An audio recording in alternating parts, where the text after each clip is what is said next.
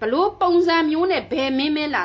လုံးဝဇယိုင်မပြောင်းမနဲ့စောက်ကျင်ဆိုတဲ့ဌာနရှိတယ်အဲ့ဒါလာဝကနဲ့ passport ရုံးကကောင်းနေပဲအဲ့ဒါအမှန်ဆုံးနော်စကားကိုရှိဝေးမပြောတဲ့ပဲပြောပြမယ်နော်ကိုနိုင်ငံမှာစီးပွားရေးအဆင်ပြေလောက်ကင်ရှာဖွေစားတာအရင်ခက်ခဲတယ်လူတိုင်းသိတယ်နော်စစ်ဘေးတွေတဘာဝဘေးတွေငလင်ဘေးတွေဒဏ်မျိုးစုံခါးစီးခံနေရတယ်ကျမတို့ပြည်သူလူထုတွေမှာနော်ငယ်ရွယ်တဲ့အမျိုးသားတွေငယ်ရွယ်တဲ့အမျိုးသမီးလေးတွေကကိုယ်နိုင်ငံမှာရတဲ့ဝင်ငွေနဲ့မလုံလောက်တဲ့အခါမှာနိုင်ငံသားကိုထွက်ပြီးပတ်စံရှာတဲ့နေရာမှာပျော်လို့ထွက်လာလို့တရားမှမရှိဘူးအစင်ပြေလို့သူများနိုင်ငံလာလို့တရားမှမရှိဘူးအစင်ပြေနေမှာတော့ကိုတိုင်းပြည်ထဲမှာရှာဖွေစားတာလွယ်ကူနေမှာတော့ကိုတိုင်းပြည်တွေပဲကိုနေမှာပေါ့ဘယ်သူမှသူများနိုင်ငံထွက်ပြီးလုံလောက်ချင်ဘူးဟုတ်တယ်ဟုတ်နော်တချို့ဆိုအိမ်ပေါင်ရတယ်တချို့ရာပေါင်ရတယ်နော်ကြီးလက်ကတက်လာတာတွေရှိတယ်မျိုးပြားကတက်လာတာရှိတယ်နီးမျိုးပေါင်းစုံနဲ့ခက်ခဲပြင်းပြင်းမမတက်လာတဲ့လူတွေရှိတယ်အဲ့ဒီပုံမှာမနော်မတောင်းရအောင်လို့မပြောတောင်းမစားရအောင်လို့မပြောရအောင်စားရမယ်ဒါပေမဲ့လုတ်ပိုင်ခွင့်ကိုစုပ်ကင်ပြီးမှလေပြည်သူလူထုရဲ့ချွေးနေဆောင်ပါစက်ကနေဟိုစအိုဝါရီအောင်တဆုံလိုက်တဲ့ကောင်ကြီးပြောတာနင်တို့မျိုးသားလဲကြည့်မျိုးတလားနင်တို့အပင်းဆိုနေမယ်နင်တို့တမိသားစုလုံးနင်တို့အပစံနေဘယ်သူစားမှလဲနင်တို့တယောက်တည်းစားမှလားမဟုတ်ဘူးနင်တို့တမိသားစုလုံးစားမှတိလားနော်တိလားမတထားရေးစားချက်စားအမ်ဘတ်ဆုပ်ကုန်မယ်နင်တို့နော်အပင်းဆုပ်ကုန်မယ်တိလားနော်အဘာလဲဆိုလို့ရှိရင်မြန်မာပြည်မှာစစ်ဖြစ်တဲ့နေရာတွေရှိတယ်ကွယ်စစ်မပြေတဲ့နေရာတွေရှိတယ်တချို့ဆိုရှင်အိုးအိမ်လုံးဝမရှိတော့တဲ့လူတွေရှိတယ်နင်တို့တိလားနင်တို့ကြားလားအဲ့လာဝကအကောင်တွေကြားလားနင်တို့တိမှာပါနင်တို့မြင်လဲမြင်ပါပါနော်နင်တို့မှာအဓိကနင်တို့မှာမရှိတာကိုချင်းစာစိတ်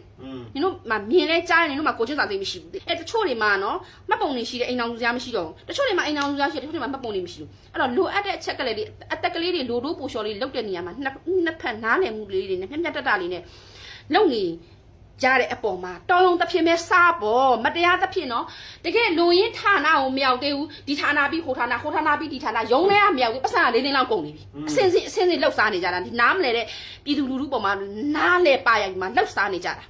စက်ပရီတာတုံးတာအပင်းဆိုပြီးသေကုန်မယ်သိလားအပင်းဆိုပြီးသေကုန်မယ်နင်တို့တွေလေအေး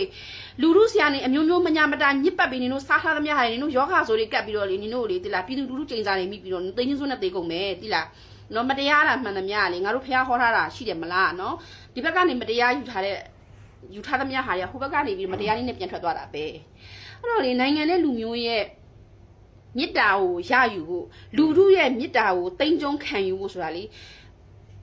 လော်ဘီတွေငှားနေစရာလည်းမလိုဘူးဆယ်လီတွေငှားပြီးပြောစရာလည်းမလိုဘူးနော်ကိုချင်းစာတရားလေးပဲထားပေးလိုက်နော်ဟုတ်ပြီလားဒီလူတွေကိုအစင်ပြောင်းတာလုပ်ပေးလိုက်နိုင်ငံကိုပုံကံပြီးထွက်သွားတာလည်းမဟုတ်ဘူးရာဇဝတ်မှုကျူးလွန်ပြီးမှပြည်ဖို့ထွက်ပြေးတာလည်းမဟုတ်ဘူးမိသားစုစောင်းဝင်နေအစင်မပြေကြလို့နိုင်ငံခြားကိုထွက်ပြီးအလုံးလုံးကြတဲ့အပေါ်မှာနော်မလို့အပ်တဲ့စီကန်းတွေအရန်ဖောင်းပွားလို့လူလည်းမလေးစားဘူးထိရောက်လည်းမလုံနိုင်ဘူးအဲ့အပေါ်ကစီကန်းတစ်ခုချလိုက်အပေါ်ကနေပြီးတတ်မှတ်ချက်တစ်ခုချလိုက်အောက်ကနေပြီးတော့လှုပ်ရှားတဲ့လူတွေကဂွင်အစ်စ်တွေးလိုက်အမျိုးမျိုးသောနော်ပြပထွက်မဲ့လူတွေနဲ့ပြပရောက်ပြီးတာမြန်မာတွေမှာလေခါစီပြီးမှခံနေရတဲ့ passport ရုံးကကောင်းနေတယ်အဲ့ဒီလောက်ကောင်းနေနင်တို့ချစ်ချက်ပြီးလောက်ကြတိလားနော်အဲ့လိုပြောလို့ငါပြန်လာရင်လည်းလေစိတ်ကဖမ်းရင်လည်းဖမ်းငါပျော်ပျော်ကြီးထောင်ထဲဝင်ပေးလိုက်မယ်လေစိတ်ကကောင်းနေကြံသေးတယ်နော်လေစိတ်ကကောင်းနေကြံသေးတယ်သူများနိုင်ငံခြားကနေပြီးမမနဲ့လှုပ်လို့ပြီးပြန်လာတာကိုတိုင်းပြည်ကိုအမိမြေကိုရဲ့အမိမြေကိုမွေးဖွားရာဇာတိရင်ဝင်ကိုပြန်လာတာဘာပြစ်မှုမှကျူးလွန်ခဲ့တာလည်းမဟုတ်ဘူးနော်မတရားတစ်ဖြစ်နဲ့စီးပွားရှာလာတာလည်းမဟုတ်သွေးနဲ့ချွေးနဲ့ခွန်အားနဲ့ရုန်းကန်ပြီးမှနိုင်ငံတော်ကိုတရားဝင်အခွန်ဆောင်ပြီးလုပ်နေတဲ့ဒီပြပအလုပ်သမားတွေပြန်လာရင်လေစိတ်ကနေစီးပြီးတော့မလို့အဖက်နဲ့ပတ်စံတောင်းနေတာဘာအတွက်လဲဘာလို့နင်တို့ပေးနေရပါတော့အာရဟမ်